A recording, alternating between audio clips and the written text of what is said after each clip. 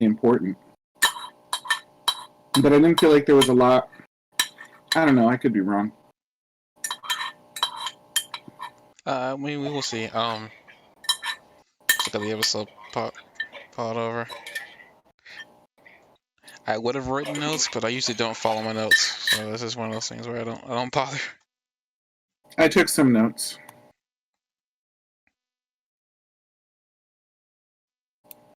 Do you have a Gmail account? Do I know it already anyway? I mean, I have 2 Gmail accounts. Why? I was going to share you with my Google Doc where I've been keeping my notes. That's fine. I don't.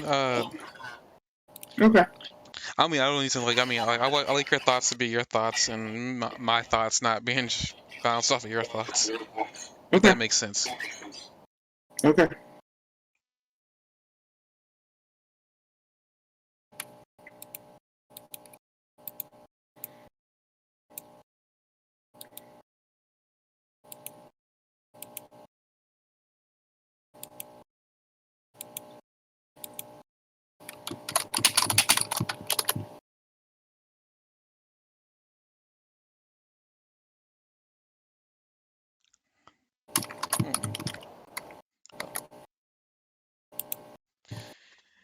Okay, we are back for another week of the Anime4All podcast season 2. We are now reviewing the recent episode of My Hero Academia, episode 103, titled "One Thing at a Time." Last week we reviewed strictly just Shaman King because well, No My Hero was airing, and we need to get caught up on Shaman King, which we're still pretty far back on that, but we'll get around to pushing forward with that. I guess while I'm here, real quick, as we normally do at the beginning of these, let's go check the stats on the podcast to see if we're doing better or we're still doing. We're still like, I guess, what's the word I'm looking for? I guess edging out. I guess that's the way to put it. Bush League? What? Bush League? What does that mean? Small time. I guess that works. I don't know what the literal translation is, but every time I've heard it, it means like small time. I'm looking it up. Oh man, well we lost a follower. Bush League either means minor league of a professional sport like baseball, or not of the highest quality or sophistication, or second rate. So minor league. We lost a follower. Yeah, we went down a follower. We were at 3, now we're at 2. Was it that follower from Germany? Because I really like them. I mean, no, there's somebody in Germany. I think in Frankfurt. Yeah, Frankfurt. There's somebody in Belgium too. So, Belgium.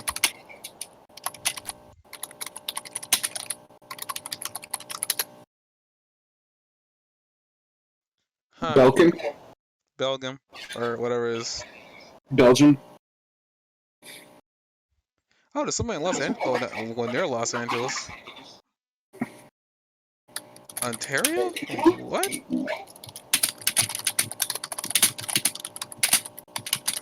Okay, I got questions. Okay, well, yeah, well, we lost a follower, so I'm sorry for whatever reason that you left if you are hearing this. We'd like you to come back, but they're not gonna force anything. Okay, I'm gonna move on. This is getting awkward. It's probably all that time I spent blowing my nose on the podcast. Which episode? You know. That's not being picked up on my microphone, is it? It's being picked up. Oh. Okay, I guess that gets done. We're gonna. I guess Is we're that the gonna end this. Of the podcast? Huh? Is that the end of the podcast? No. We just started. We should just make a podcast that's you updating how many followers you have, and then the podcast ends. Do you think That's too much? That is too much. Even as a joke, that's too much. I'm already having a hard time keeping up a consistent. I'm already being serious. I already have a hard time keeping this podcast going up consistently every week. So like I'm not even as a joke. And well, I mean, never say never, but I'm not gonna. Okay, but with this, we're gonna with the first episode. Well, the first episode back from My Hero that we've had in a while for a week. We cue back in with Hawks, who is now checking in with the people that he is betraying. Well, not betraying. Well, being a double agent for, which is cool. Uh, well, we're checking in with them here, seeing what I mean. I think what this is, we're seeing now in present time. Where we are with Hawks. I guess with his being a double agent thing, because we see a round table of people that we clearly can't see for We I can guess see reasons. a Well, few of them. we can see well, correction. There's some people we can't see, but we can definitely tell Dobby, Toga, Twice, Spinner, and I don't know why I couldn't see him here, but he's there. Compress Man. Himiko too. They show you Mr. I Compress said at one. Toga. Oh, sorry. Yeah. No, but you can't see Compress earlier when they're spread when you see like the entire table. I, You can see part of his shirt, but I couldn't see him. Hawks is in the way, but you can see part of his shirt, kind of like in the corner at 33 seconds.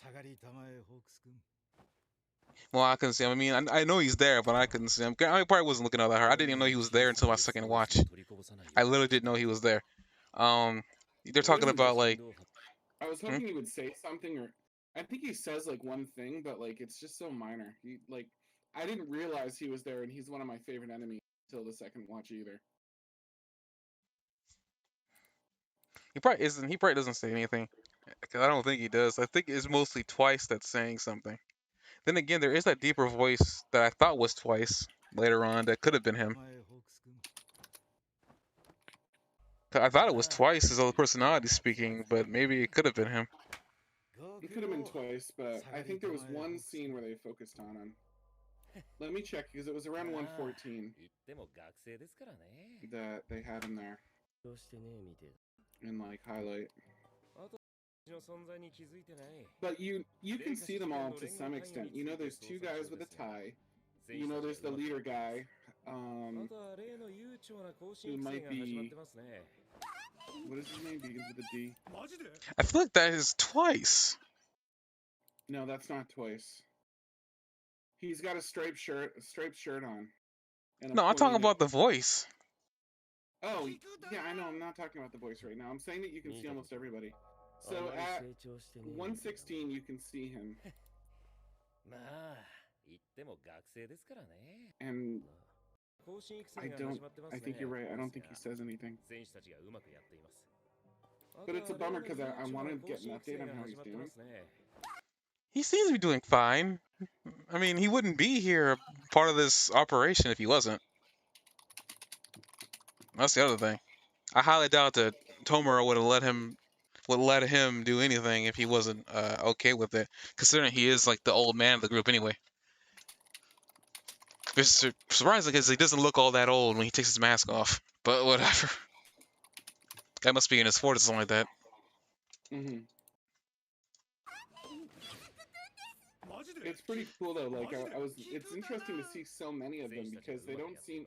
It seems like the guy in the striped shirt is leading this, but there's so many members of the League of Villain there that you would think that they were like it was a League of Villain group.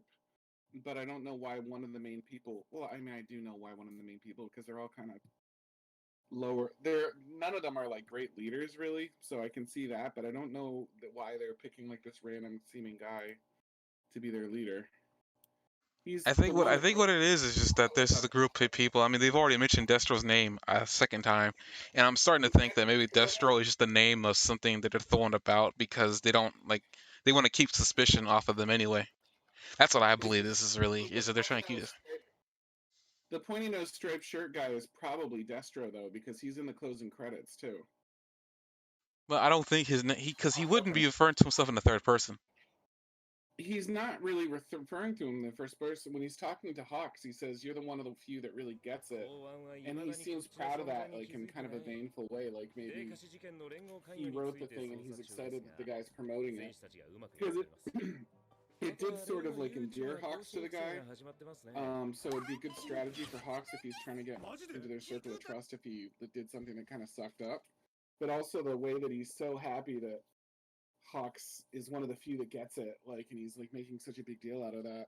It seems unlikely that he would care that much unless he had a personal investment in it, and the most obvious personal investment would be if he wrote it, and then that would mean that maybe this season he was like the main enemy of this season, which would make sense because they've been building up to this for a few episodes.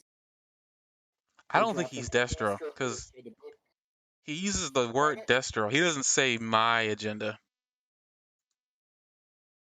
But he doesn't say it in a way that illuminates him as being Destro either. But he said, here's the thing: even if he were just using his name, he'd be a lot more like forthcoming because everybody else doesn't care if he's Destro or not. He's trying to blow up. He's trying to blow the thing. To me, if you're using the name in the third person, you're not referring to yourself.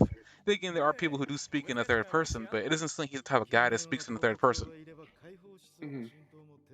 I agree. At least to me, it's possible it's not. It's just interesting that it was so important to him.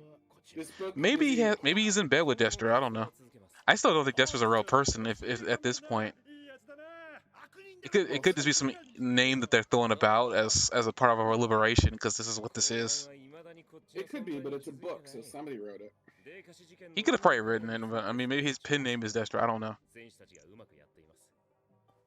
I didn't think he was that proud of it, but then again, I guess looking back on it, he didn't seem kind of happy that he was because he's using Hawks as a billboard to. It was like half of his conversation with Hawks was about the book and not about anything else, and how it was gonna like lead the people up and everything.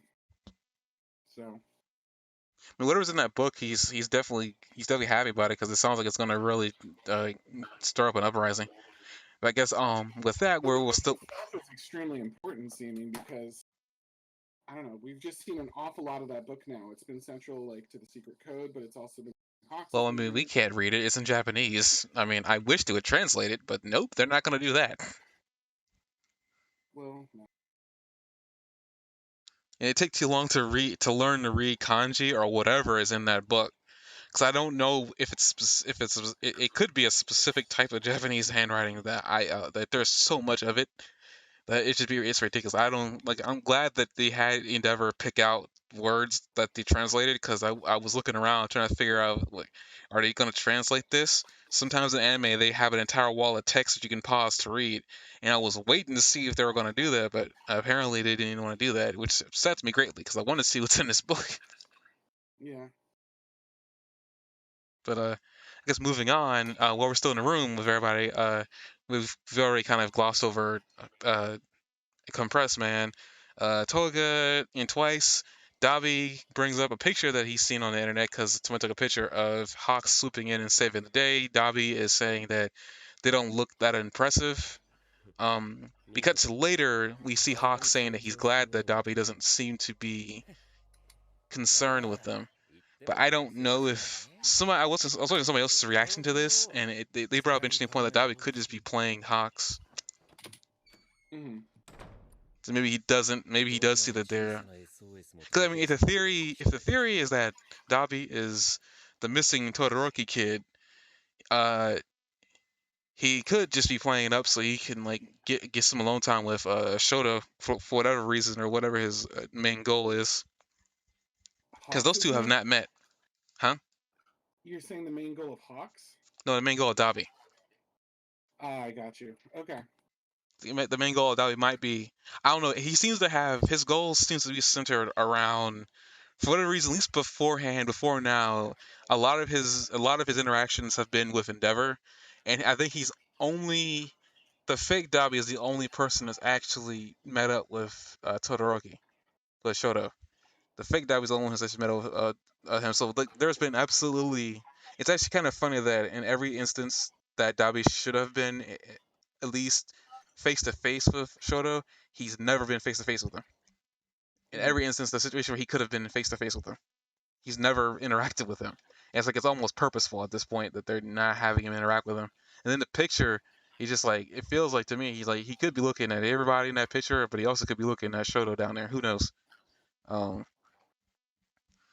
I guess it's like interesting that he doesn't find them impressive. They haven't shown any real growth, but Hawks' plan was to make sure that they couldn't show off, so that way they couldn't be prepared for what's coming up. So it's kind of funny that Hawks was there just to prevent them from showing off. Why do you think that Hawks is there just to prevent them showing? What do you mean Hawks is there just to prevent them from showing off?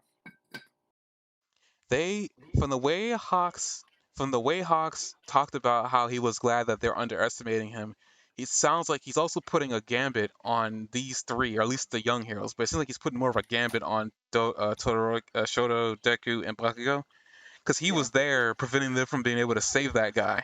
And by showing off, he even mentions that if he hadn't been there, they would have been totally fine themselves. It seems like to me that picture, he probably wasn't thinking that they were going to have a picture of them, but at the same time, he's glad that he was able to prevent them from actually doing something, because if they were able to do something, they would probably have Dabi or whoever is watching them on high alert. But since they don't think they're a threat, they won't be on high alert. That's going to be a tough thing to maintain while they're with a high-profile hero that all eyes are on, though. Especially. Well, I don't think he's intending to keep it that way. I just think he just did that one time because like they probably won't be concerned with them after that. They probably won't even be tailing them. If they had actually shown any promise, they probably would have been tailing them. Now, as I said before, somebody brought up that Dabi could just be playing the fool, and he doesn't truly think that. Who knows?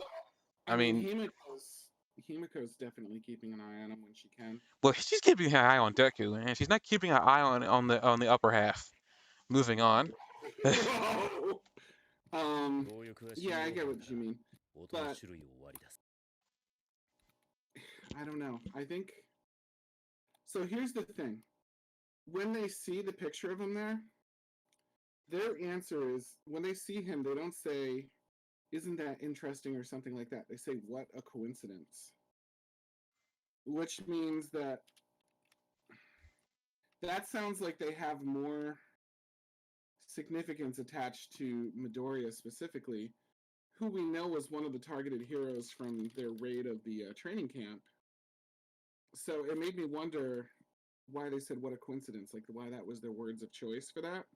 It's just sort of like an unusual choice of words, and I know that there's translation in play and stuff like that, but I was curious why their choice of words. I mean, I think Twice was just saying, "Oh, it's those guys." That's all Twice said, and I mean, I hate to say you can't take Twice's words. You can only take Twice's words with a grain of salt, but you kind of almost have to take Twice's words as a grain of salt because he's just a Deadpool, as you eloquently put. He's just a Deadpool ripoff, and I'm sad by that because I really kind of enjoy Twice, but as you eloquently has put, Twice, and they've already showed that his gimmick is that he's got multiple personalities in his body anyway. I mean, then again, like I said before, I mean, you kind of have a point, but at the same time, it's Twice. If it had been anybody else but Twice, I'd probably take that with more grain of salt. Because, like, Twice is deep in this thing, you know, and like, you can't write him off. Like, it's really easy to take some of these characters not seriously. Like, Spinner always struck me as kind of small time, but here he is. You know what I mean? I thought Spinner was in jail though. Well, he's here. So he shouldn't be though. What does that mean? I don't know. I feel like he shouldn't be here unless I was mistaken. I thought he was captured, especially during that raid. I thought they captured this guy. I mean, what you're talking about, but I can't remember if he got captured or not. Spinner, the green scaly dude, the guy with the blades who had to follow stand. I was certain that they captured him. I was certain. If they captured him, then that guy's probably the one that can duplicate people, right? No, because he would have like there would be no point to keep up the ruse. There would. I don't know. No, there would. I see what you mean, but that's the only other possibility is the guy that can make duplicates. I forget which one he is, but he's in the league. He Twice. would be the only person that could be there if it wasn't Spinner. twice splits himself. I think he can change the form of the copy is able to. But so there's no point to keeping up the ruse. There's really no point. Because like at that point, like I mean, they're gonna find out that that if it was a copy, that like what they got was a. But they're gonna find out if it wasn't him. They're gonna find out that they caught a copy. There was no point, especially Unless since like I mean like unless they needed to think that Spinner was there because he was up to something else. I don't know what else Spinner can freaking do because I think all he has the ability is to manipulate swords. Because I Well, think that's all he's. if this group is working with the League but isn't the League themselves, just like the last story arc where they were like allied with somebody but they were betraying them in the end.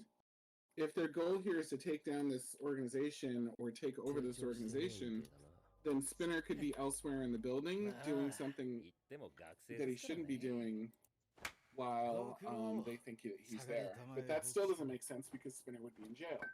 So I can only think that Spinner's not in jail. Well, he's clearly not in jail here. The only other thing I could think this means is that maybe I mean at this point everybody in that room, well, except for like the kids that are a part of the villains, the major villains, uh, they're all in suits, meaning they have money. Because these are well kept suits. They have money. They must be a part of the underworld because we can't see them fully anyway. They're purposely put in shadows so we can't see their faces.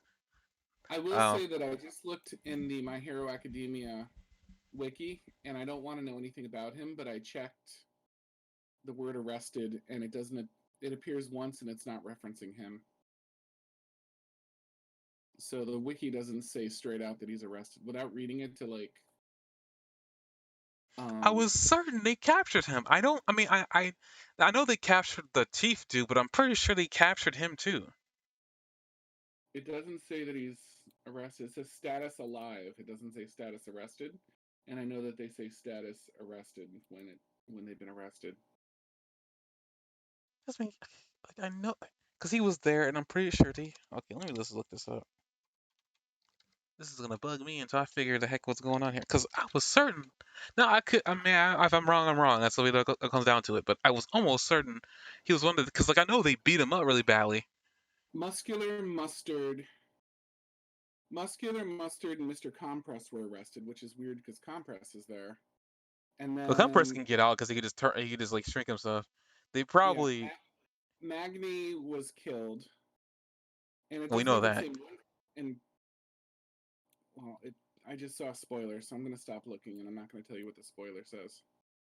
But that's what I'm trying to avoid. It's only do it twice. Yeah. I unfortunately I already kind of known about that for a while, all because Google likes to it knows what I'm watching or looking at. It decides to throw things at me. I'm already unfortunately aware of. I'm not gonna say it here, but you shouldn't I'm have already. even said as much as you had because of podcast people don't want to be spoiled.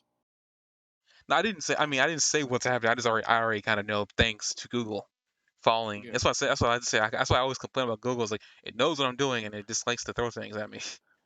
Yeah. And that's also something that I'm almost 100% certain I don't know the context of, and I kind of want to keep myself out of the context of it because I keep seeing it everywhere. Thank you, YouTube, as well. Thank you very much. Okay, I don't. It doesn't say arrested. He's alive, all right, but I just thought he was arrested. It looks like he was Maybe something happened to him, and I just misunderstood that he was arrested. Maybe. Maybe he did get away. I guess I don't know. I just don't remember him getting away. I really don't.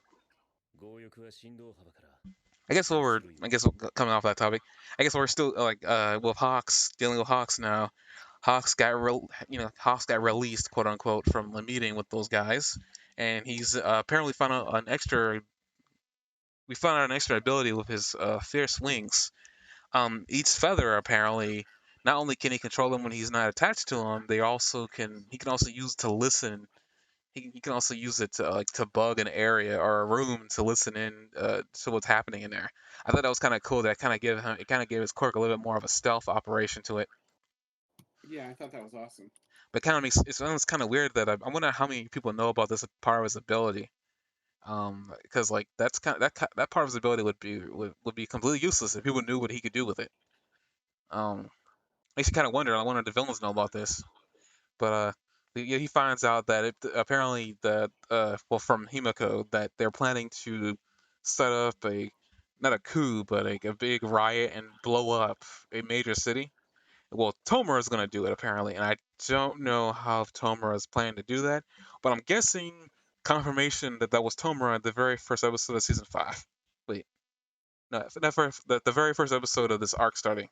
We saw a white-haired kid laughing in a demolished city naked. Um, I was under the impression that it was Tomura, but I wasn't certain. But I think we got confirmation that apparently that must be Tomura, meaning that apparently he must complete what he does. I also heard from the grapevine too that apparently people out there refer to this arc affectionately My Villain Academia. So something's gonna happen, and it's the main focus is gonna be with the villains apparently this time around, from what I can tell, at least from what I'm hearing. So we'll find out whatever that means. I don't know if there's anything else to deduce from this scene. I mean, he's also going through his mind about what's happening. As I can tell from here, it looks like he's very serious about trying to help the heroes out. So he isn't the spy that I thought he was. Well, not the the traitor that we've been trying to figure out for since season 2. I think yeah, for season 2. We don't still don't know who the spy is or who the traitor is, but we know he can't be it because he's double teaming people. He's working for the hero organization, but also working for the villains. While trying to get information for the hero society. It's like he's too deep in to be the traitor that I thought he was supposed to be. Let's just skip this intro here. Then we cut to Endeavor. We come back to Endeavor piecing together the hidden message inside the book that Hawks gave him. The complete message is Meta Liberation War. They number over 100,000 in 4 months to action. Before that, I'll send a signal. In case of failure, more manpower. This is intriguing. I'm actually glad you wrote that down because I certainly didn't. I'm actually glad you wrote that down. But based on that statement, we can tell that Hawks is warning Endeavor. We also learn later on throughout the process of this scene playing out, with Hawks trying to infiltrate the villains like secret hideout, not being able to walk around by himself, which shows that they don't trust him, which makes sense. But we found out that the main reason for the well, we already knew this, but they're pieced together now. The main reason for this internship is to make sure that the would-be heroes would have enough experience to deal with an actual villain outbreak. What's interesting is that when they did that montage where they showed the students that were valuable, they showed both class 1A and 1B. So they were counting 1B as valuable and important for this as well. So and that makes sense because we just had a mini arc where we got to explore them. So you know what I mean? They're going to be using Universe 6 and 7 in this. I mean, classes 1A and 1B in this. I hate that you did Dragon Ball Z. What did you? Why? How dare you, sir? Oh, come on. They're not learning Ultra Instinct right now? No, I mean, Deku's probably the closest, but no, I'm not going to drop down this rabbit hole. How dare you? Parallel thinking and being able to do things without thinking about them is not Ultra Instinct at all. You're right. It's perpetual thinking. It's not like having your body react on its own. Thinking about things more than once at a time and being able to do things without thinking about them is definitely not Ultra Instinct. That's your body moving. Ultra Instinct is your body moving on its own without you interfering. Okay. Whatever. What was I going to say before you decided to throw a horseshoe in my direction with Dragon Ball Z on it? I literally forgot. I guess I'll go off when watching here. We see Endeavor closing the book, and we see a flashback of the organization that's with Hawks coming to Endeavor, saying that please train up these interns that are going to be training with you. And I guess Endeavor makes his mind up at this point that he's going to train them all. But we see Burning one of his sidekicks. We cut to Burning, and she's like, "I guess since Endeavor only wants to be with Shoto, you're gonna be with us." Which is it's really funny how similar at least Burning is to Bakugo in just like on the outward appearance. Anyway, like she seems to be loud just like he is. Yeah. But then we have Endeavor come out of his study, which he was in there by Can we himself. can we back up for a second here? No, what do you want to do? I have a really strong case to make for the fact that they think that these, at least the commission thinks that these are going to be Nomus. First of all, we found out that there are multiple locations, right? The villains might be headquartered in one place, but there's multiple other locations. I'm gonna let you continue, but at the same time, Nomus can't read. Who are they sending these books out to? Nomus, we already know Nomus can't read. I get what you're saying, but listen. So Nomus can't read, but maybe they do need people to have as initiates, right? Like Nomus were once people, we know that. So they need a large number of people that they can recruit for one reason or another, probably to steal quirks from them, probably to convert them into Nomus. So that's one thing. Like as soon as they get a recruit, they don't need to work on them very much. They just turn them into a Nomu. They have all these locations spread everywhere, which could be Nomu factories. They need more manpower, right? So who do they focus on? The three heroes that they focus on, yes, it's very easy to assume that those three heroes are the ones with the most potential, but we know that there's people in the upper classes that have at least as much or not, if not more potential, that are also favorites of some of the major heroes, like Eraserhead, and stuff like that. And, like Sun Eater and things like that, who are also huge potential and deserve, like, the top hero too. But the three they focused on, two of them had fire quirks, and we know that it's important to burn the regenerative Nomus, and he's specifically going to be teaching them his fire abilities to help them with that. So we know that those are key to fighting Nomus, and the other person has All Might's former quirk, and All Might was the first line of defense against Nomus. So the people that are most capable of beating a Nomu with their quirks are the three that they picked to be the ones that are going to be trained specially.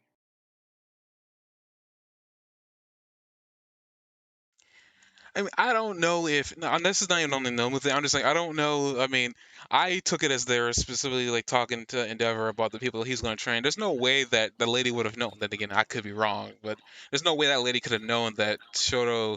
Well, maybe Shoto. I'll leave Shoto at this. There's no way she would know that Deku or Bakugo would go to Endeavor. So I don't like. I feel like she was being a blanket statement. It says whoever ends up under your wing, please train them.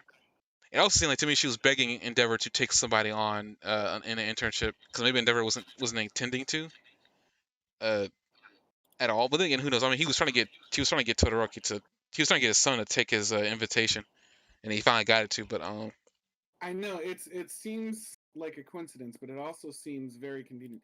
Even if that's not the case, these are the three people the plot need to have this training because they can burn away the regeneration, and they have the powerhouse to punch these things out. I mean, who's to say that Deku doesn't have the ability to burn? We don't know what the next quirk that's going to manifest is going to come out. Yeah. It just seems like I know what you mean. The next quirk could be anything, and fire quirks are like a dime a dozen. Anyway. I just here's the thing. I understand. Everybody and their grandfather has a fire quirk. I get it. It's No, like that after super strength, it's like the most common superpower in the entire world. Super strength, flight, and then fire. Those are like the three most common. well, so I understand that where you're coming from with the Nomu thing, but I really like. Part of me doesn't want it to be because like I want to see a civil war happen and because everybody 85%, I forgot the exact number because they kept on saying it. It was like is 85% of the people in this world have like have abilities. Um, we already know that it's illegal to use your powers anyway, but that won't matter in a civil war. Like laws get thrown out anyway when there's an uprising, and the whole book thing. If it was Nomus, they wouldn't need to like because like even if you were to take recruits, they're gonna lose their ability to think. All that knowledge that they had isn't gonna matter unless you're like that Nomu that could think.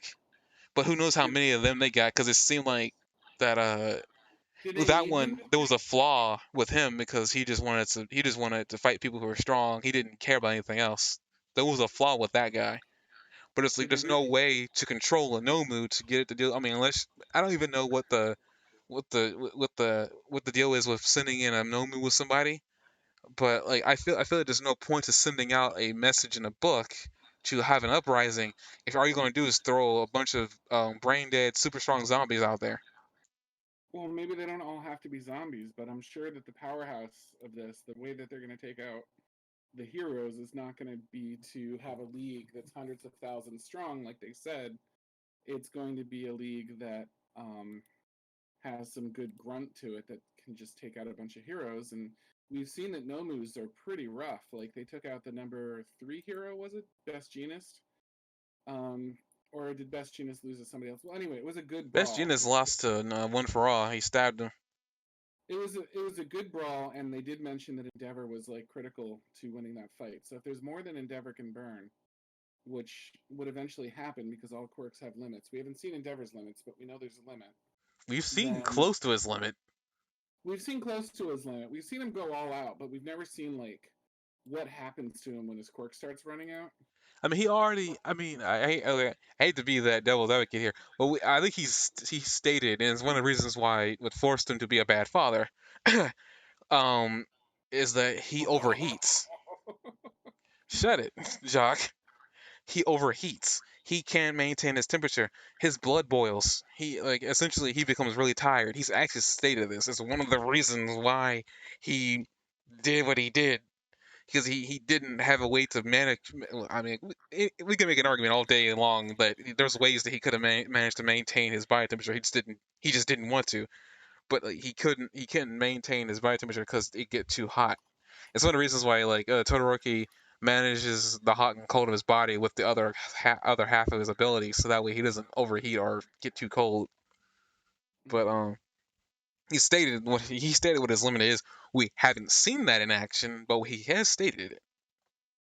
We have heard him say it. It's that we just hadn't seen it happen. The closest we've seen is when he fought that Nomu high end. Like I said before, I mean, what's the point of the book if all they're gonna do is throw a bunch of hoax at people? There's just no point of I the just book. think that it draws people in, and we don't know. Like the Nomus have been flooded with so many quirks that the Nomus have been flooded with so many quirks that they've lost their minds. It's not necessarily inherent to a Nomu to we don't know that it would have so many quirks, but they could also be They've already, keeping the more talented ones as members of their league. They could they've be trying. already said that the Nomus become zombies when they put so many quirks in them. They can't handle, like, the human body is specifically made to not handle more than one ability. So there could be more to this, but they could be recruiting people. But I think with a critical mass that big and doing it without the heroes finding out, they're gonna need some. They're gonna need some things that are definitely not going to talk, and I think no moves are part of that formula. I can see them maybe putting in like 10 Nomus, but I still feel like the point of the book is to make an uprising of people. Now, like, and I know that like people aren't gonna be regular people are not gonna be a huge detriment to the heroes, but I'm pretty sure there'll be a couple people among. We saw that dude who But we don't that's even what know I'm where he saying. came from. The guy with the glass ability. They Like could I take mean, the cream of he came out they of could nowhere and he was dangerous. they could take the cream of the crop, and they could use that if they still have a way to get that quirk enhancement. They could enhance the quirks of the cream of the crop and bring them in, and then they could be taking the other ones and that aren't so valuable and turning them into nomus. It could just be a blend or something like that. I just think that you don't hide 100,000 thinking people. That word gets out when there's 100,000 people, Well, no I matter mean, how they don't. You compassionate. don't know who. You don't. I mean, there's like a million or some odd people on planet or billion. Sorry, a billion plus people on the planet. Like 100,000 is not that big of a group.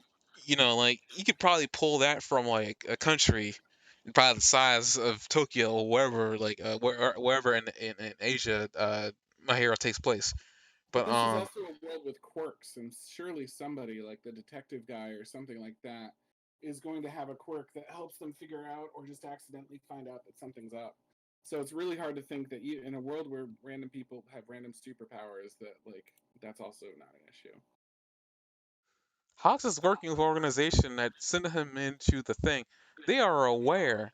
They just don't know who it's going to be, and you can't. There's no way to find out who in the world's going to snap because they've already shown there's already an issue amongst with people's feelings. Tensions are high. Endeavor can only do so much to quell the people's concerns. There's going to be random people that are going to run about and like cause havoc. I mean that dude during like the early on in the season, the guy with the carbonation ability, the guy was a salary man. At least I'm gonna say what he said. He had a day job and he spent an entire year trying to like just figure out the perfect time to rob people. We are seeing random people just out of nowhere turn evil. Well, not turn evil, become criminals.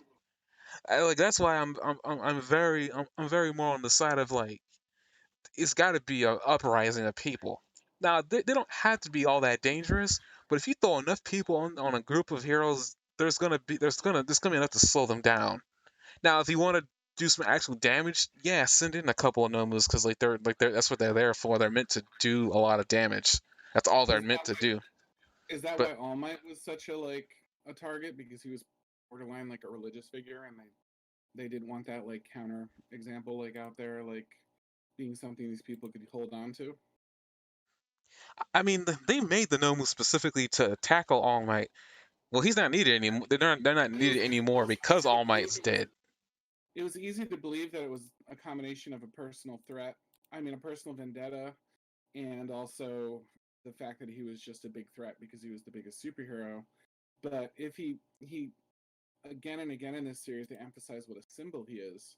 So if their focus was not so much that he was a big threat because he can punch hard, but that he represented something and that they were trying to represent something else, then I could see that being a reason that they would have a whole plan around taking specifically All Might down, which they did. It was definitely a plan to specifically I mean, take Shigaraki All said Might. that he wanted to whittle away the foundation that people had in Heroes. He did that. That's what I'm saying. I feel like to me, at least from all this right now, Nomus, yes, don't get me wrong, no, there are going to be some Nomus because why the heck not? They made these monsters. They're not gonna have them sitting in the tub in a vat, sitting there like knitting a sweater, like saying yes, yes, create more. There's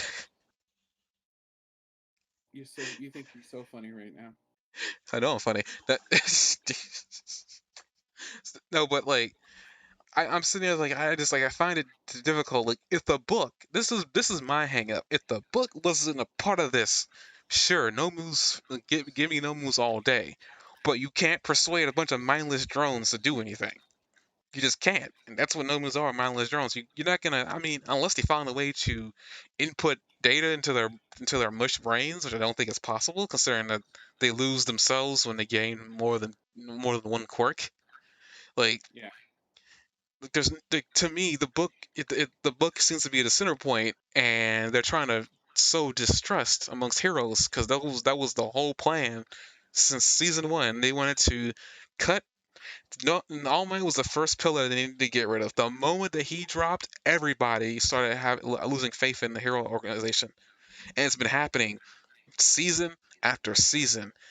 We've seen people saying like people were panicking when All Might retired, saying who's gonna protect us now.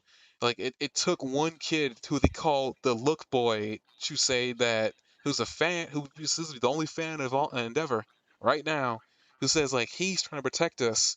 Why are you talking about we've lost hope when the number two who became number one is not, they're trying to protect us? And Endeavor's trying to keep whatever Endeavor, well, I mean, whatever, like is left of All Might's legacy. Like he is really trying to keep whatever is left of All Might's legacy. You know, and I he's doing forget the who it best is. he can.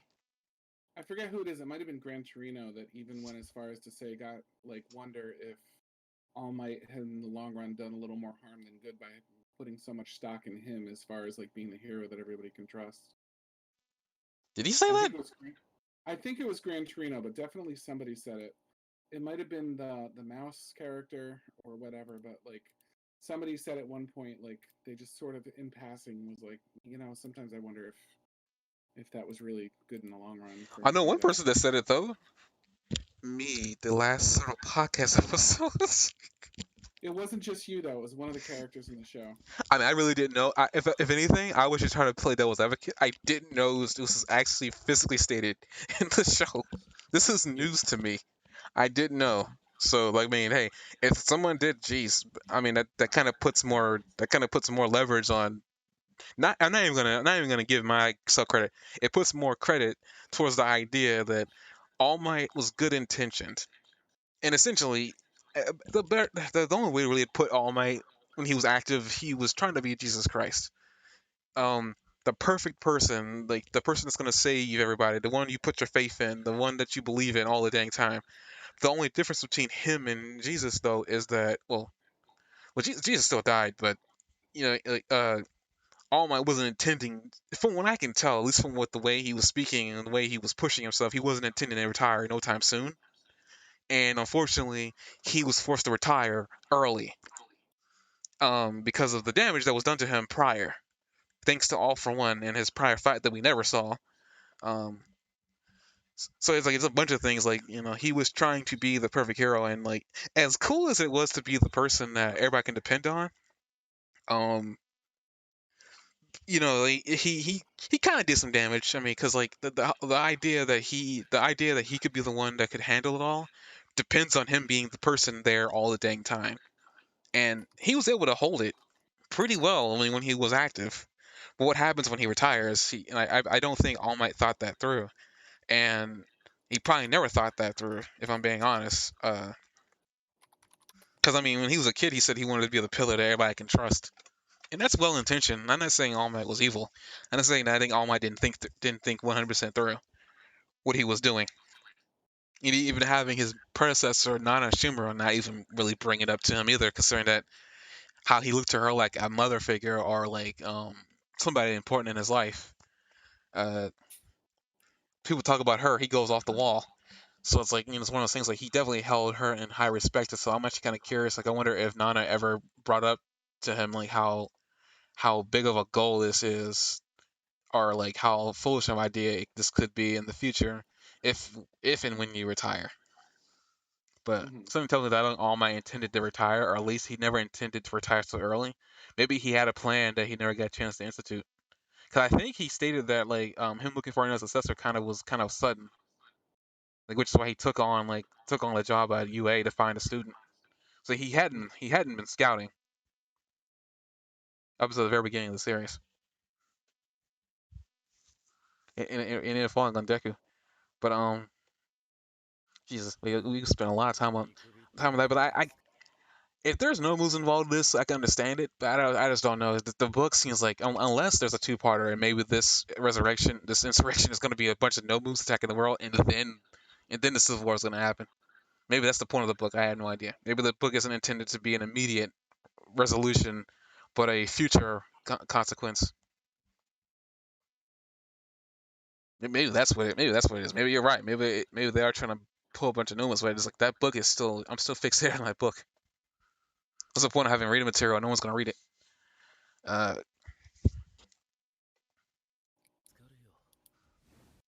let's go further. Yeah, I will say they definitely did like focus on everybody. Um, I guess we can start closing down here. Well, not closing down yet, but we now see Endeavor talking with Deku. Huh? What? How do you feel about the fact that Endeavor wasn't involved in this, but the Commission and Hawk seemed to know what was going on? I think it just kind of speaks to how the world views Endeavor. It hasn't been fixed. I mean, that glass dude literally called him the Antichrist. I mean, like, Yeah, it's crazy because like, yeah, and that's a really good point too. If you're comparing All Might to like a Christ-like figure, and then you're comparing Endeavor to an Antichrist, what a fall we've done with the hero community. But like, this infiltration we know has been going on since the first season. Like, one of the first episodes is when we first found out about it. we're behind the scenes right now with everything, but like this is long precedented, and nobody's tried to include Endeavor before until Hawks, and now he just has the first ideas of like, wait a minute, the commission must know about this, and Hawks definitely knows about this, and like I don't. And he's not even like particularly surprised or feels betrayed about that. He's just like, okay, I've got to do the right thing now, and I'm gonna go train them like they told me to. But you don't see a lot else going on there. I mean, And another the thing first, too. I mean, get real this. I mean, they're using Hawks because they got Hawks at a very young age. We see an image of Hawks' childhood, and essentially, it's him being recruited immediately because apparently, they say his skill set is required, which all because he saved a couple when he was a little kid, and that was back when he had an Endeavor doll, which we and I guess another thing too, Hawks including Endeavor shows that Hawks is probably the other fan that Endeavor does have, but and Hawks values Endeavor's input a lot more than All Might, because I mean even though All Might isn't active, he could have still flew to All Might, but he didn't. He flew right to Endeavor. mm-hmm. So there's a lot of things that shows like how Hawks views Endeavor, but how the world views Endeavor. And I guess another thing too is like the world doesn't know what he did to his family as far as I know. So I'm actually kind of curious why the people hate him like they do. Something ain't right with that. So I don't know like what he's You've done seen some of his in the outside tactics. world, You've but seen some of his tactics, like leaving fire behind. They were talking about this time to like to scare his opponent, intimidate them, and also close off their escape routes and stuff like that. Like he's an aggressive kind of shitty like person, and this is a fairly fickle people. Like Endeavor's like, oh, I am here, and it's like, yay! You know, and Hawks flies overhead with a cell phone, and they're like, oh, he's got his phone out. Who's he talking to? Does he have a girlfriend? You know, like there's some silly stuff going on here, like with the people. Like the people are I mean I painting get that, but Endeavor it's as not like because I mean questionable. he Endeavor said well before we get to that with Endeavor. He's now preparing to train the three, Shoto, the power trio, Shoto, Bakugo, and Deku. And apparently he's asking them to tell him about Well, themselves or what three they of the wanted. power, three of the power four. You mean Who's the fourth? Froppy? I don't really include Muriel because he's not active right now. Froppy. We'll get to Froppy later. I mean, there's Dude, they're something. giving the whole next episode's going to be about Froppy. Not really. It's gonna be about Uraraka as well. So I Yeah, mean, she's it's filler. not gonna be just about Froppy. Uraraka's filler, and you know it. Selkie's. It's a Selkie and Froppy episode. Continue, continue what I was saying. Like they talk about like how he's asking Deku, Bakugo, and Shoto he's asking Deku and Bakugo specifically about what are they here to improve or what they need. Deku, being Deku, goes off on a tangent about like what he's done, what he's improved on, what he wants to improve. He brings up the numbers that Jock hates the most, which is like percentages of how much power he's using. Mm-hmm. At least in Uh, this one, he makes it sound like an approximation. He's like maybe about 20% I need for this. he's And other ones, always he's like, said about. He's never really 100% known. he acts like it sometimes. Like I mean, like we've seen him at 100 whatever percentage that he's when he's had Aerie on his back. The guy was going Super Saiyan, but I mean whatever. Uh, he's Prince Deku blabs on about like what he hasn't done. Like does we see an image of like Bakugo in the corner, and at first I thought cause he was bringing out the black lip. I at first thought he was concerned about Deku blabbering about his power, but they say irritated at the top, so I'm guessing he's just more irritated at how fast Deku talks and how much he talks. Um, Yeah. and continues to talk about what he wants to do after Endeavor asks him more questions. And we slowly in the background see Shoto and Bakugo sliding in from the side of Deku. And then like Burning brings up the fact like that was a lot. There is no way I'm gonna understand that. And Endeavor calmly just says, "Okay, so you wanna be able to pull out your full power, but also bring it down when it's convenient for you." And it is like I was, excuse me. Nobody in the history of My Hero has been able to summarize Deku's scatterbrain in one sentence before. Even All Might has a hard time understanding what Deku's talking about, and he's supposed to be his successor. So it's like, Yeah, but All Might's like not exactly a thinking hero most of the time. I think he can be a thinking hero when it comes down to it. He can be a thinking hero, but he's not like essentially a thinking hero. Well, I mean, besides that, nobody. Anytime Deku starts yada-yadaing about, nobody is there listening to him. Nobody. The guy who's supposed to be a douche canoe actually was listening to him and understood everything he was saying. In that entire probably like 5 minute introduction that was not necessary. I'm just saying. I'm saying Endeavor's smart. Just take it. Just accept it. Moving on, we go to Bakugo, and Bakugo says his Bakugo thing. I like to point out that you brought up that this is Sarah Caesar was made the fanboy. I'm sorry if I like certain characters a little bit more than Deku, but I don't hate Deku by any means. Heck no. I want to see more of this Why do you character. hate Deku? I No don't. wonder people are unsubscribing from the podcast. You say crap like that.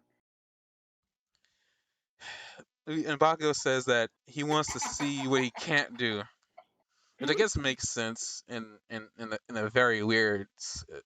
I mean, he explains saying that up to this In a point, his Bakugo kind power of way. has allowed him to do whatever he wanted to do. He wants to see what he can't do, improve on that, figure what he can't do, and even brings the fact that he's learned that being strong doesn't necessarily mean being physically strong, and he wants to improve, I guess, overall on everything he's able to do right now. Which is showing that which is showing that he is growing. He realizes that he's hit a wall. He doesn't know where to go from here, which kind of shows, I guess, what he's been doing the last couple of seasons. I mean, the last wall he was trying to get over was trying to get the license. So now he got that. I guess the next thing for him to do is figure out what he needs to do next. Mm-hmm. Which then we have Endeavor have a moment saying this kid is, and he cuts off. So I'm guessing he was gonna say this kid is like me. So I'm guessing we're gonna see a little bit more of that relationship between him and Endeavor that All Might was trying to tell Bakugo about. Uh, And then Shoto essentially says, "What about me?" Endeavor has that whole, "You want to learn about the Flash Fist, don't you?" Like the Flash Fire Fist, like, and he's like, and he brushes that off, and we see that Todoroki has been doing a little bit of growing too, showing that he says that I've been having a lot of like pointless anger towards you, and it's prevent. I mean, basically saying he had a lot of pointless anger directed at you, and it's preventing me from achieving my goal, which is to be a hero, like the guy who I admired on TV. And this shoots Endeavor through the heart, pretty much saying that I had assumed that he was going to open up to me, but I was foolish to think so. Which I would say, like, as much as I like to be Endeavor's cheerleader, you can't fix the damage that was done over the last 15 years in one day, if you can fix that damage, that is. Mm-hmm. And Um, plus, him coming on that hard was obviously a little bit of posturing. He doesn't mean it as clearly as he does because it's contradictory to things he said in the past as well. They even show the things in the past that he said, where he contradicted himself, and Endeavor's like a little bit of confusion over that, but then he just takes it at face value. But I have a but I mean, feeling. what I think here the thing is though is like Endeavor, we see his eyes and they are vastly different because we see a flashback of when he first meets Deku, and those are the eyes of an angry man. That man has not had his Wheaties. Apparently now he's had his Wheaties, and he's now like he's he's come down from that uh that staircase that he was on, arbitrary staircase that he was on earlier. This is going to I'm, sound weird, but he has less to prove now. He's very clearly established as the number one hero without All Might around. There's a big drop off after All Might, and then there's a big drop off after him. Like Hawks is a pretty I mean, good fall. I mean, I say this every time when it comes down. I mean, I used to talking about, but I say this every time. It's like Endeavor is and I think that's kind of where I start saying that. Like, and I had time to think about this because I've stated how I feel that All Might has created a big problem. Over the course of these podcast episodes, I say that I think All Might's created a huge problem in the dichotomy of the hero world. But the problem isn't really of All Might. It's actually with the heroes that were underneath him, the ones that were supposed to handle all the small jobs. They they essentially weren't doing they weren't doing their job, as I guess the best way to put it. A lot of them were just there to earn money and get in the spotlight. Because we see Mount Lady, she's changed to the point of becoming active now. Because before she was just in it for the money. She even stated it. I mean, a Mm-hmm. lot of the heroes weren't doing a lot of hero work that we could see, and Endeavor is the only one. And we hear all the time that Endeavor has so many agencies, he has so many sidekicks. I mean, I think in the episode in the prior episode before we get to his agency, we find out that he has 100 requests a day that his team deals with. And we learn here that apparently, and this answered my question before, because I was curious about how Endeavor knew about that glass dude before he did any real damage, because that was confusing to me. Because like, there's no way he's like All Might could have probably heard that from a mile away and jumped right in front of him and stopped him and like put him into the ground. So I was confused at how in the world he even knew about that. But apparently, found out he has an earpiece in his ear, which makes sense. That that Crime alerts him. earbuds. Oh yeah. What? Crime fighting with earbuds. Oh yeah. I mean, he kind of has to. Like he's already stated that. Like I mean, he like there are two kinds of people in this world. That the ones who are gifted with using their ability, and the ones who have to work hard and accumulate all the necessary experience. And he even compares Deku to the people who have to accumulate experience. And it shows where he believes All Might is and how he's always viewed All Might. Um, he apparently views All Might as the only person who just had it from the jump, which makes sense. I mean, he went to school with him. 'Cause I think he went to school with him. I think they're the same age. But like he went to the same school, so it shows like where in the world in his mind where All Might stands compared to him and everybody else. He views everybody. He views the normal heroes as people who have to work hard and gain the experience. All Might didn't. So it shows where he views them in his mind, which kind of interesting in a very little week. We get to see all Endeavor's thinking process, even if it isn't always the best.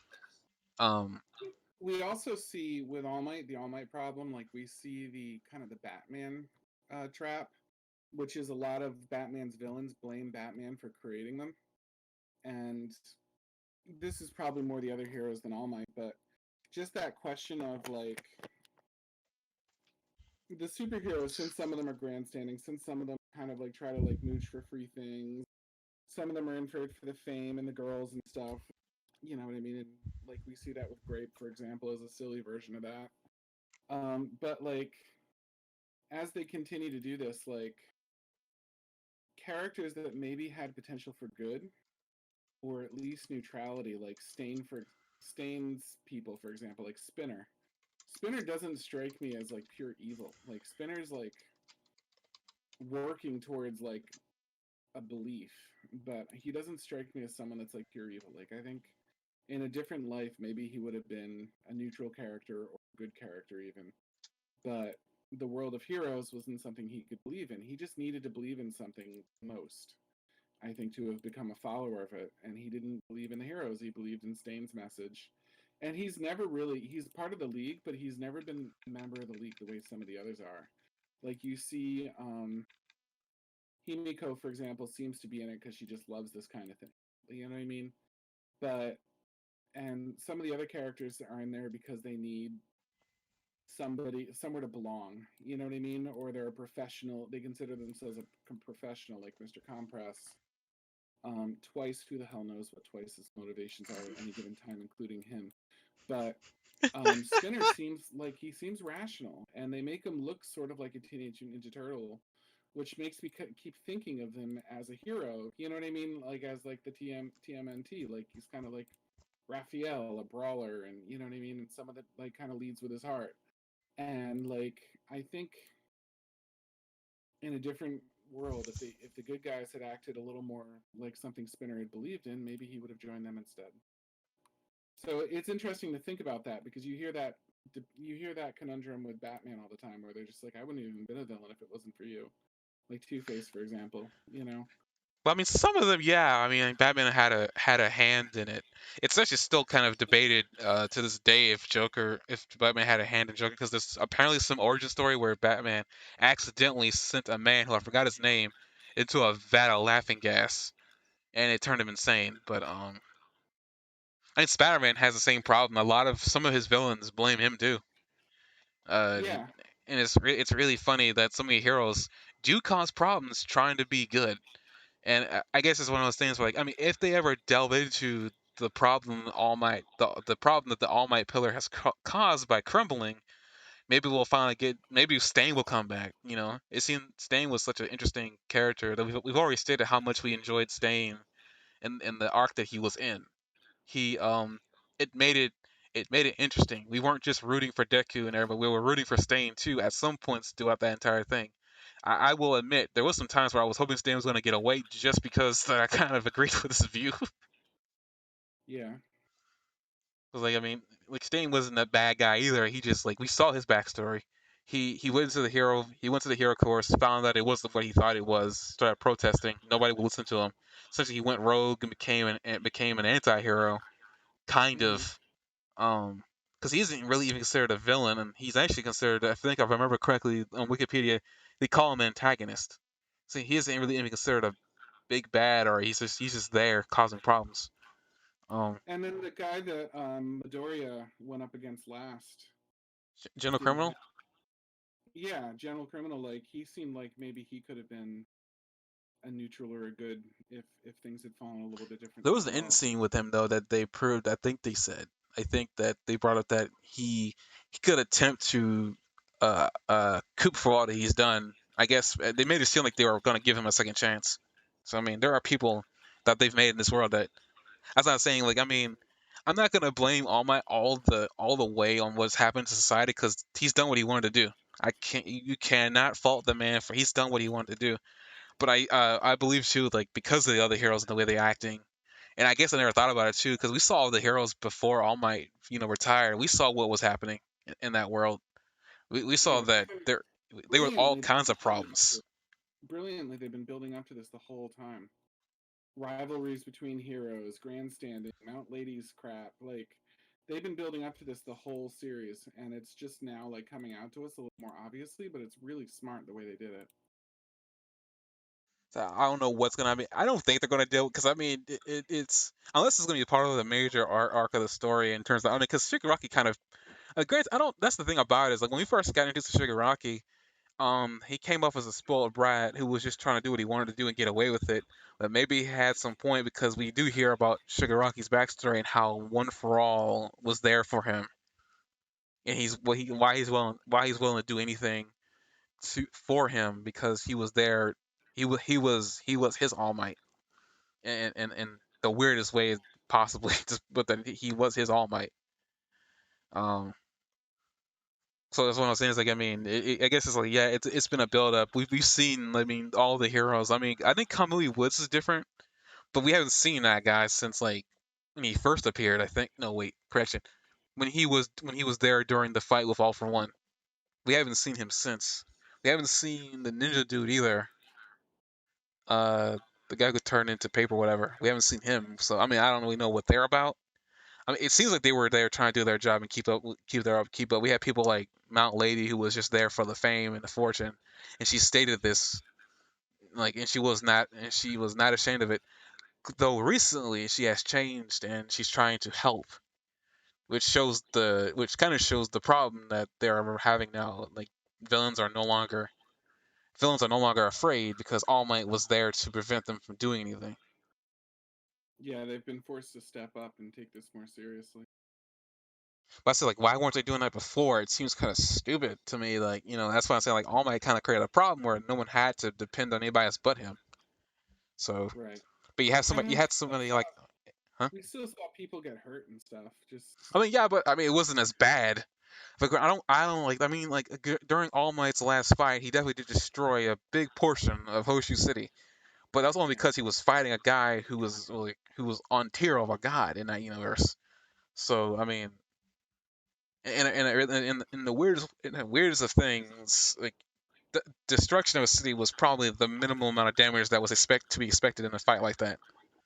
right. Um, and All Might has said that he hasn't saved everybody, but the fact that he can say that he's been successful and he's been the guy the go-to is kind of a. And I guess another thing too is like All Might could have probably helped out too because I think All Might said he was not part of an agency, or if he had one, he wasn't recruiting anybody. I forgot what the details on what was that, but I want to say he might have been a free agent. It's possible. Hmm. Um, because nobody, I mean, when the series started, nobody knew anything about him, and nobody still knows anything about him. The only reason we know as much as we do because we're the audience, and they kind of have to tell us things. But All Might pretty much retired with nobody knowing, and like the closest thing now is people are comparing Midoriya to him, saying that their powers are very similar. Though they know that Midoriya has the exact same powers as he does, but now Midoriya has evolved them and got new sets of powers now to make his powers seem different. But it's one of those weird things. It's like I don't know. It's like it kind of like could we have stopped all this? Could we have stopped the issues that we're having right now? Like if maybe people had just been a little bit more proactive, because Endeavor's the only one who was trying to get up to his level or surpass him, but he realized that the gap was too dang wide. There was no way for him to shrink that gap. Trying to just scroll into the episode right now because we talked about the training situation. I guess we talk about what Endeavor has, like the advice that he's given Deku, Bakugo, and Todoroki.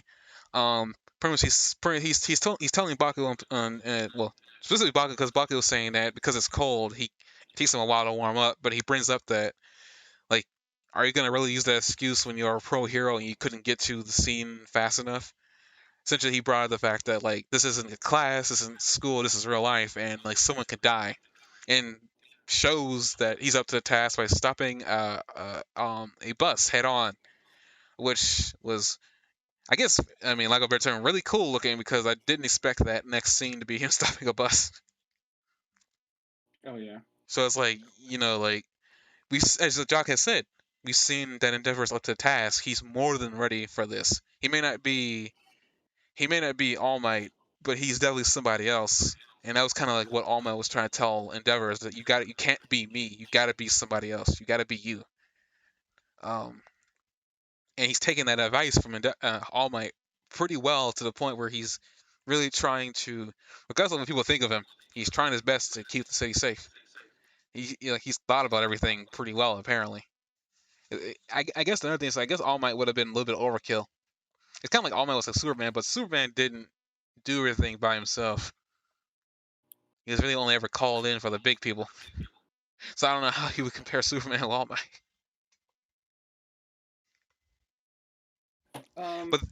But then again, they don't suffer the same problem that this world does, though. The final line about Superman, I remember this quoted in Death Battle when they did Goku versus Superman, the second one. Oh dear. Was no, they were quoting like. No, I'm just preparing for all the dislikes that's probably gonna happen from this one comment. But go on. Somebody asked one of the creators of Superman how powerful Superman was, and the answer was as strong as he needed to be.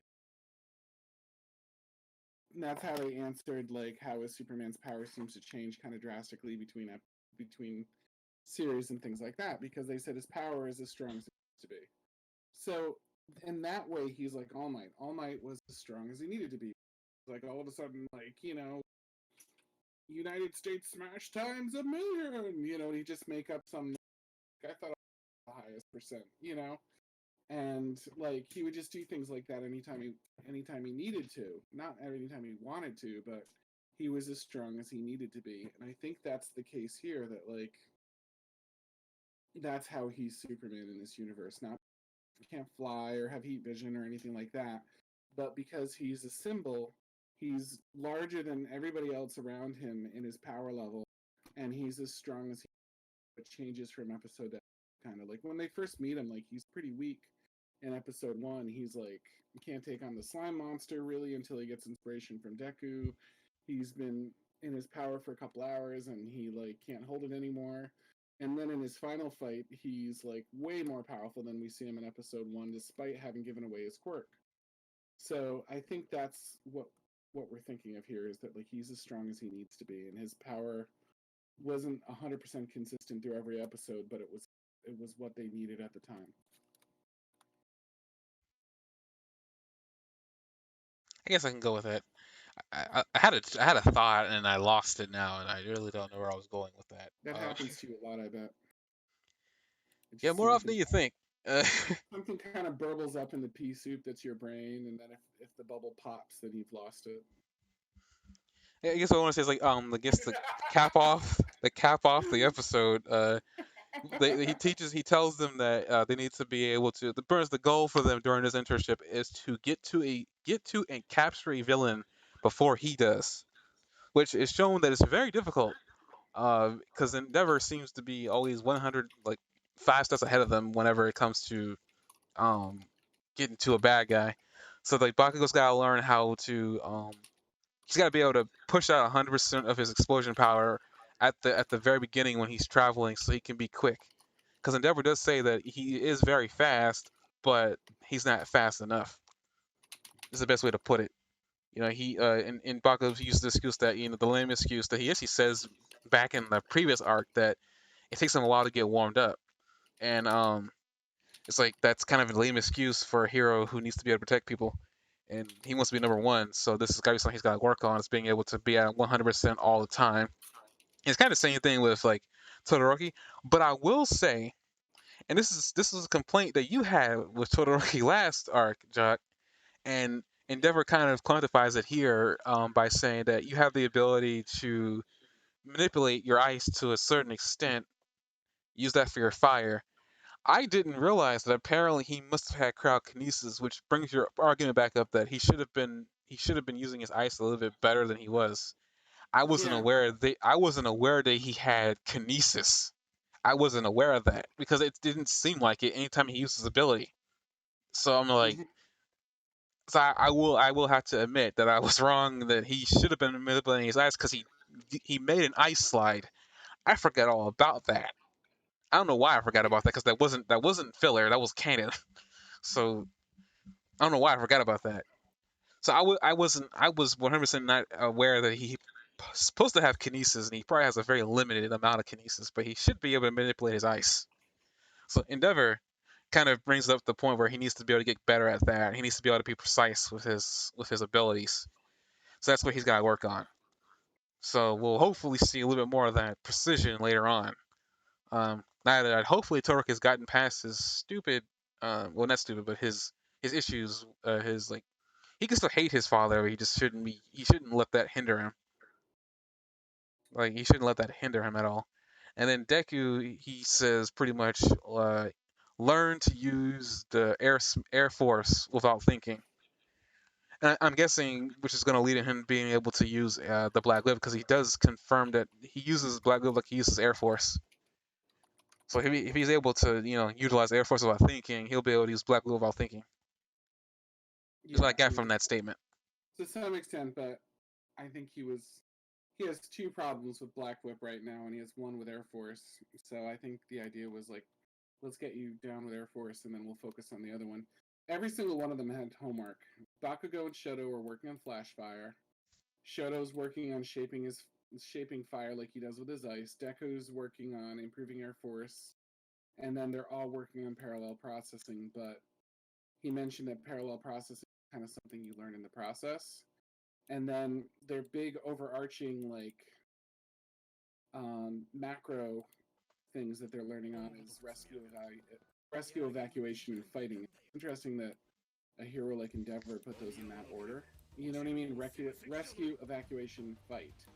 Like he listed fight last when you think of Endeavor as more of a fighty kind of hero. But when I think about it, didn't Endeavor wasn't he functional in rescuing and evacuating for All Might at the beginning of that fight when he was fighting I Aqualung? mean, yeah, what he stated is that every hero does rescue, evacuation, and fighting. Um, but I mean every hero is able to do it, but only certain heroes prioritize fighting or evacuating or something like that. There are heroes that are specialized in evacuating, and there are heroes that are specialized in fighting. But his agency specifically does all of them because I guess he wants to be well rounded, and it never looked like he couldn't rescue anybody because he has hands. His ability with his fire is very fine tuned. That he's able to encapsulate somebody without burning them, which shows how much control he has over his ability to use his hell flames. Um, he's also been I guess I never thought about it because like Bakugo said something kind of interesting that I never picked up on. But like, because when he was like flying forward with his flash fire, he was propelling himself like Bakugo does when he's like exploding on his hands. And Bakugo says like he's copying my explosion technique, but you just realized that now. I was like, I guess I never realized it, but when I never saw Endeavor floating like that until after the fight till after the tournament. So I'm guessing maybe Endeavor didn't do that. I'm gonna go on the limb that Endeavor was able to do that from the very beginning. He just never showed it. Because he didn't seem to make a big deal out of it when like Hawk said that. Wait a minute, you're flying? I'm just not falling. Like it was like okay, it's like I always said it as like he could always do that. He just didn't because he never fought people in the air. Um, so it's kind of interesting that like they bring that up, but yeah, I don't think. I mean, he probably does a lot of. He probably does a lot of fighting because he's a number 2 hero. It's probably his main bread and butter. But I'm pretty sure that because he started out at the very bottom, so he had to done rescuing and evacuating at first. So I'm pretty sure he's well equipped to do everything. Which is why he's always out there patrolling while his agency is back there taking the phone calls and making sure that everybody gets their that everybody has at least a one person or one activity to do to help keep the city safe. Because they stated that they have 100 requests every day, which is ridiculous considering that I think before in like Endeavor they listed his accomplishments and he had a lot of rescues on his hand. So I mean, we've also seen him not below like some small time work, like stopping a hit and run and stuff. So I mean, like to me, it wouldn't is that isn't too much of a shock. And not saying you're shocked or confused by it. Like, I understand that like it's I'm just not waiting that. for Endeavor to do like a wellness check or something. I mean, if he did, it'd be funny. One of your friends called and said they were concerned. Blazing eyes. Actually, would you I just like thought to was sit down and talk about it with me? I just thought about something. Yes. You mentioned that we hadn't seen Endeavor's like I guess like limit, but we have seen him use blue fire, and he's never used it since. And I said that we've seen his limit during that high end fight. I'm starting to wonder if that was his limit or if the blue fire is his limit. There's actually been some inconsistencies with his abilities too.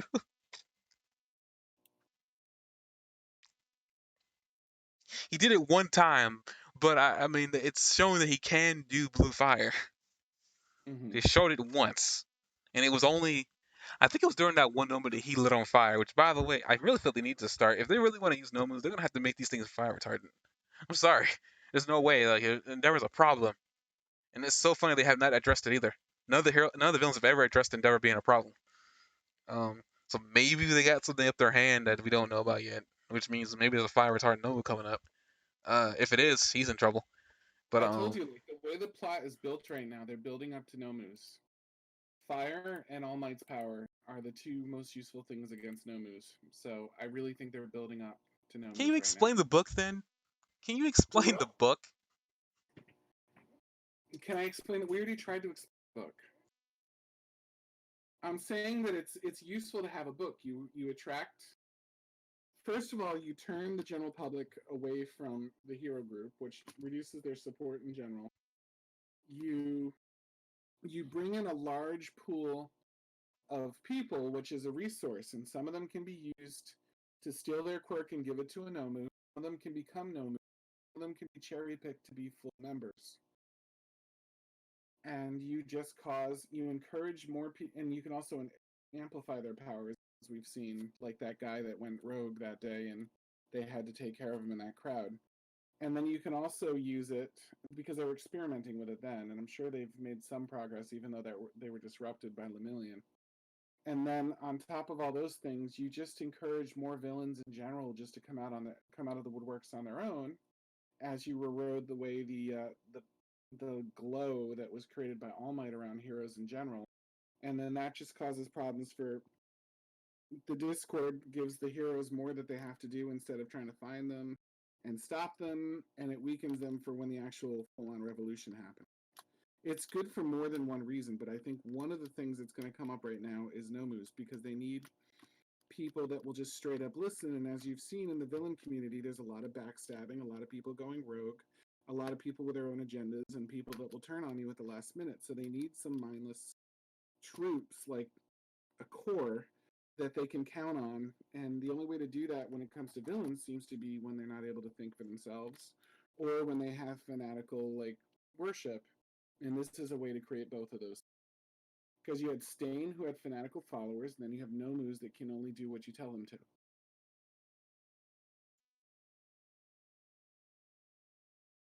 Hello? I'm done. You don't like say over and out.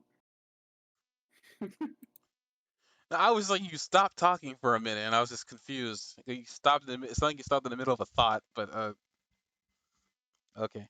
I just don't think there's enough Nomus for a hundred thousand whatever plus revolution.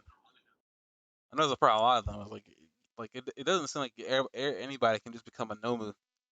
I think they had several instances where putting a quirk in somebody failed.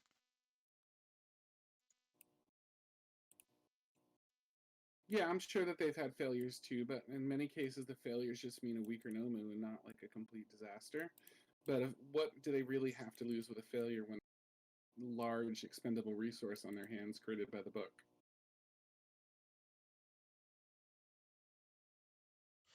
But from what he's talking, the 100,000 is going to be Nomus. Like that. I don't think they have that many Nomus in stock. They don't have that many anything in stock, dude. Unless they're building robots, they're not going to be able to do this. I mean, we'll see.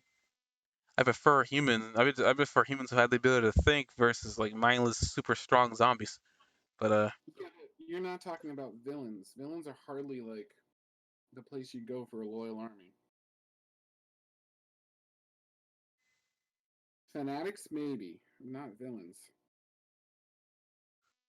I get that. But you want to start a revolution, you're gonna want people who have the ability to think, not They something don't. that you just tell This to go isn't punch a that. wall.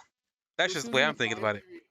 This isn't a binary decision, though. You can have thinking people, and you can even have like thinking people that are in charge of a bunch of nomus. You know what I mean? But I think the grunt soldiers as nomus, and then having like general level people or like commander level people that are like extremely good is just not an ineffective way to handle this. Like if you have smart people leading the nomus, maybe enough of them to control like I don't know 80,000 nomus or something like that, and the other 12 20,000 are smart, talented, intelligent, cherry picked people, and then you have like a general dissent among the people caused by the book and just as a overall thing, then I think you've got some pretty solid stuff going on there. You don't have to hit them in just one way. I think I'm just more hung up. I'd rather just see an entire revolution happen with people in the city. I think that's what I want. And if I don't get it, I'm not gonna complain. I'm just saying that I think that's like what I want. How I are just you want to gonna see. I just want from to a see the plot world just line have an uprising. from a plot line perspective? How do we go from where we are right now to people uprising against the hero core? I mean, causing more so it's like deceit and destruction amongst the cities. But I mean, I feel like the book was already kind of sowing enough deceit as it is. I mean, there are people. They've already said there are people out there that, in the background that don't like heroes to begin with, as it is, and they just giving the heroes failing, just giving them more. There's just giving them more fuel But to the fire. doesn't it sound like this whole thing is kind of a surprise anyway, given that it's 4 months out and the heroes didn't necessarily know about it, including someone high up like Endeavor? It sounds like they've got a surprise in plan. It doesn't sound like they've got some long term strategy to like pull people out.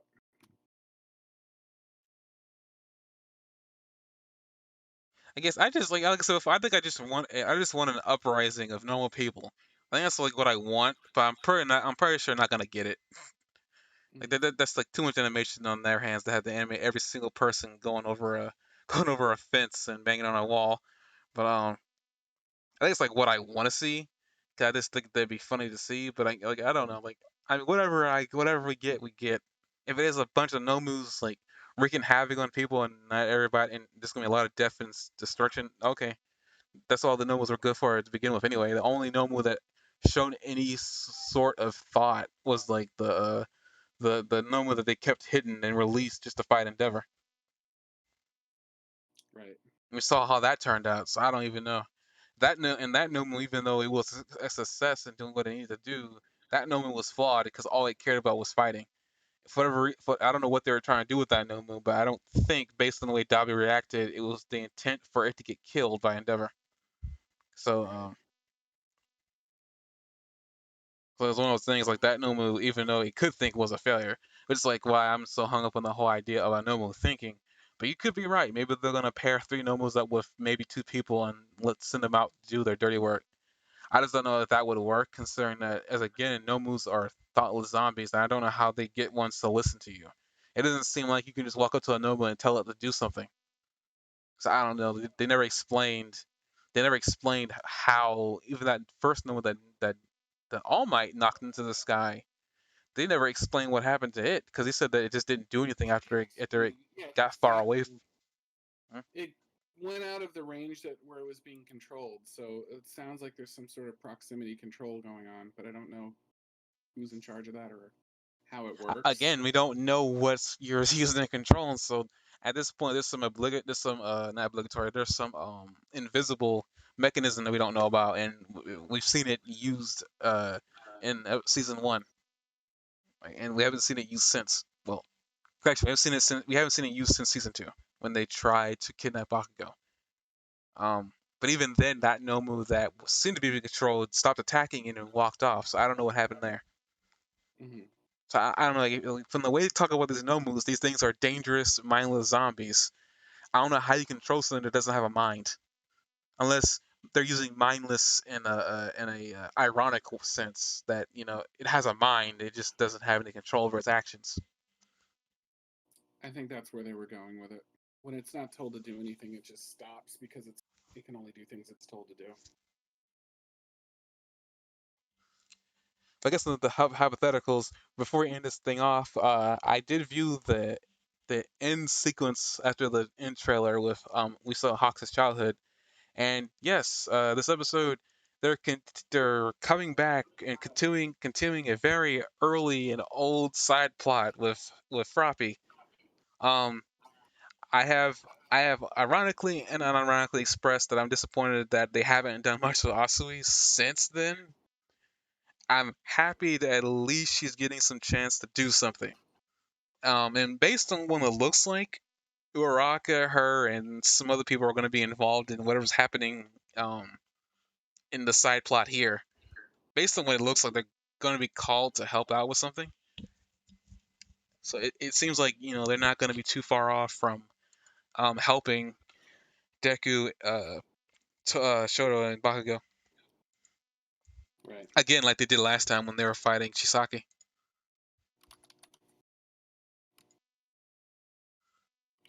Yeah, wait.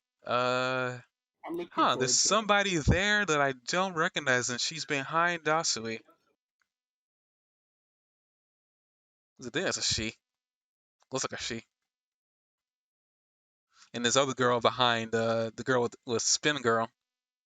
I don't recognize these two. Maybe they're new, because I don't recognize them. Um, I had one other thing to ask about. I know we're kind of on the preview for the next episode now.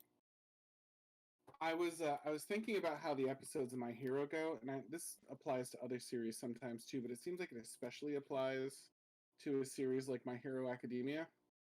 Um,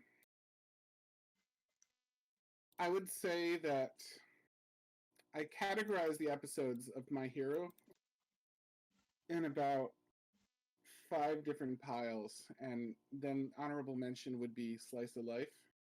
But I would say that the episodes that we see are either focused around action, world building, character development, recap, or aftermath. Like where they sum up a series after a major event or something like that, like usually the episode or two after like the climax of the series. mhm. Which an aftermath I'm not even sure on because it could just be put into like world building or character development, but it seems like it has its flavor.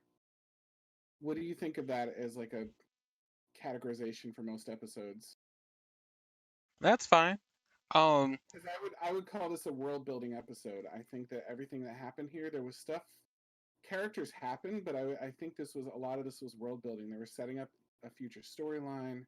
They were setting up like Endeavor's new role with them and like what they're going to be doing in the future.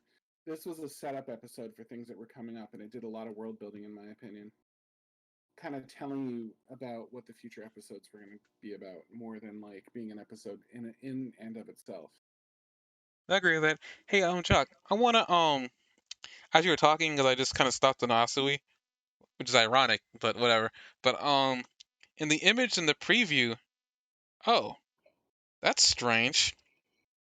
You see those, like, I guess in the preview, you see those things beside her neck? Were those always there as part of her costume? Because if they are, I'm just now noticing it for the first time. Are you talking about Froppy and I'm not? Is that what's going on here? Yes, yes. Good lord. Okay, let me. I mean, you would know more about this than I would, because even though you joke about it, you're very meticulous about certain the details about characters. Yeah, I'm trying to. Funimation has a terrible UX, and I'm trying to like. One of the things it does is like if you tell it to play the episode, it almost always interprets that as double click. So it can be very hard to like get to what you want to get to, because like once you pause, like unpausing very often ends up like repausing it. It's one of the worst like built user experience websites I've ever seen. Okay, so Uraraka has new equipment very clearly. She does? Wait, what? Uraraka has those weird like bars on all her stuff around her head and around her hands. Huh. And then I guess I've seen that so much I've forgotten. I guess I didn't know that wasn't that a part of her costume. Okay. And I don't. It's her costume is a little bit sexier too. Like you can see her shoulders and stuff like that. She's showing a little back. I don't remember those goggles on Froppy's outfit, but I can't be sure that I've never seen them before. I also didn't notice. No, those are. Well, actually, no, that's a new image. Never mind. Sorry. I'm at 2334 when I'm talking. I'm at 2339, but it's the same image, but I'm comparing this figure that they have a Froppy to her, and those things beside her neck are not on this image, and those goggles look different. It looks more frog-like. Let me see now, because I've backed up a little bit now. I'm trying to get back to like some of these different images. So I'm just trying to. I feel like the preview starts at 23:27, but yeah, Uraraka looks a little different. Froppy. Oh, you mean those like ball things around her face? Yeah, I've definitely like the almost look like Pokeballs in the first image, yellow and green. I've never seen those before. Okay, I wasn't sure if I was going crazy or not. I also don't know. It seems obvious that she'd have webbed feet flippers, but I've also never seen those. No, she's had those. I don't. The thing is, her costume's kind of it hasn't been inconsistent. I think it's because we like there's been like I said before, like they've been very weird with her and her drawing, because during the tournament, well, not tournament, during like the exam thing, they were they were drawing, like, people were commenting on the fact that like Asui had hams. This was a thing that was happening, Jocks. Just let you know. People were saying that for the reason Asui was looking really attractive for. I've been noticing as the series has been going on that Asui they've been doing things to catch people's attention with her. I'm guessing is what they've been doing on purpose. I mean, granted, she's maybe a frog, but just as very human looking anyway. So I guess that makes sense. I guess this universe's Catgirl, but so with frog legs. But those like flippers have been there. Now they could be different looking altogether too. She may have changed. If she added on those things to her face, then she more than likely changed her feet. I wonder if those things on her face were made for some sort of communication or something. Because why would they be there otherwise? Well, I guess it would make sense because Selkie, not Selkie, but his sidekick, I forgot her name. Her ability deals with communication underwater. I remember Uraraka. I mean, not Uraraka. I remember Froppy not being able to do that before. So if they are meant for communication, it makes sense. Yeah. I mean, especially I think after like I mean, it wasn't specifically stated, but I think maybe Froppy is aiming to be like an underwater rescue hero. Considering that it seemed like to me, if I may be remembering this wrong, but I think she was inspired when she was doing her internship before. Like she was heavily inspired at that point. Unfortunately, they didn't do anything with it, which was upsetting me because like they did this episode with her made her the focal point, and then they do nothing with it. Now we're gonna have another episode where she's a focal point, and we're not gonna hear from it again for like another season or two. I mean, at least this time Uraraka's a part of it, so at least I'll have something else to really be rooting for in this episode. So I mean, hey, yeah. Yeah. I guess that's about it. This episode's gonna be that. It's called Long Time No See Selkie. So we get to go back to this again, and I get the pun. Long time no see. I think with that, I think he gave me just the, I guess the reason to cut the stream. Long time no see, like splashing in the water. You know, that's actually kind of clever. And that's it. I'm calling it there. See you guys next week. Oh my god. Okay, then that's it.